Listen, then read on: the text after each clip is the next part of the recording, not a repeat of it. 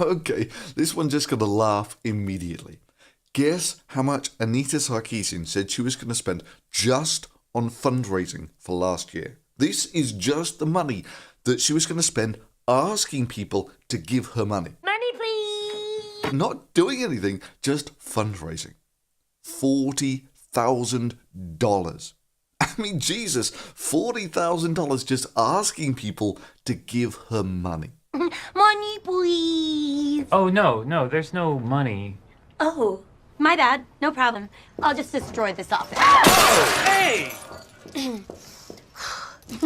Money, please! Money, please. And then she had this big reveal about how she wants another $200,000 for her new little pet project on ordinary women.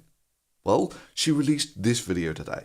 And what do you know? It's almost all been done already. All the costumes have been made. The scripts have been written. All the hair and makeup's been done. The filming's been done. Leading to the question, why, if it's almost all been done already, are you asking for $200,000 to make it? But if you really want a good laugh, you should see how a feminist spends other feminists' money.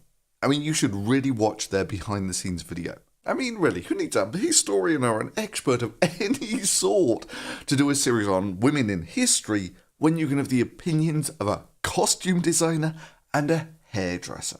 Like, she described it, and instantly I was like, yes, I want to be part of this, for sure. Taking a piece of history and translating it into modern day, instead of looking at Anita as my client, it's like I've got 5 different clients for today. So it was like delving into each one of their personalities and their personal styles in that time period.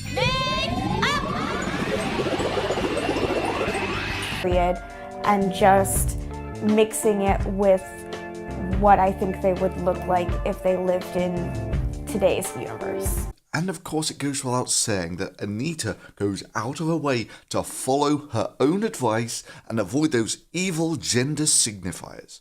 One repercussion of constantly relying on feminizing signifiers for character design is that it tends to reinforce a strict binary form of gender expression. The gender binary is an entirely artificial and socially constructed division of male and female into 2 distinctly separate and opposing classes of human being.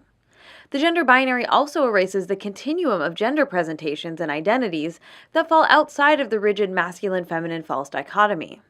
And within that strict binary, women are marked, while men get to remain largely unmarked. And to make sure that her arse was de-emphasized. Because, you know, she wouldn't want to encourage the objectification of women. Rather, the solution is to de-emphasize the rear ends of female characters, so that players are encouraged not to ogle and objectify these women. I mean, hell, if you don't de-emphasize a woman's arse, you're basically promoting rape culture. And of course, Anita gets to play all of her feminist heroes in a $200,000 game of dress-up. And so just the outfits are cool and they're fun, and it's been really nice to be able to have different outfits that tell a story. And welcome to the social justice warriors diversity in feminism with its entirely white cast. And for those who are holding out any hope for their writer, yeah, of course, who else would you look for if you want someone to write scripts on women in history than someone with experience in writing on comic books and gaming websites?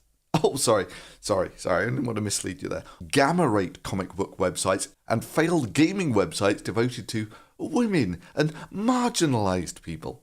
Seriously, I checked out her last articles on these websites. Ghost town. But she's written pieces for the New York Times, right?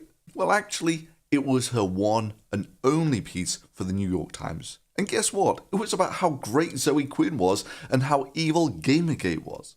In fact, the one thing that writer is probably most famous for is being offended by a rape scene in Game of Thrones. I mean, sure, the incest didn't bother her, or the poisonings, the random murders, the people being killed with molten gold, the torture, castration, pregnant women being stabbed in the womb, beheadings, skull-crushing, eye-gouging, kids being pushed out of windows, and Sean Bean dying again. Nah, none of that bothered her at all. But a rape scene? Now that's just taking things too far when there's a perpetually offended first world feminist in the audience, which is probably one of the reasons why she is now a former editor of Wired. Let me just leave you with this glorious moment of zen of a feminist telling you how she thinks that costumes and hair and makeup tell the story of the most important women in history. To the costume design, to the makeup and hair, everything is infused. Every little detail is telling the story of these women.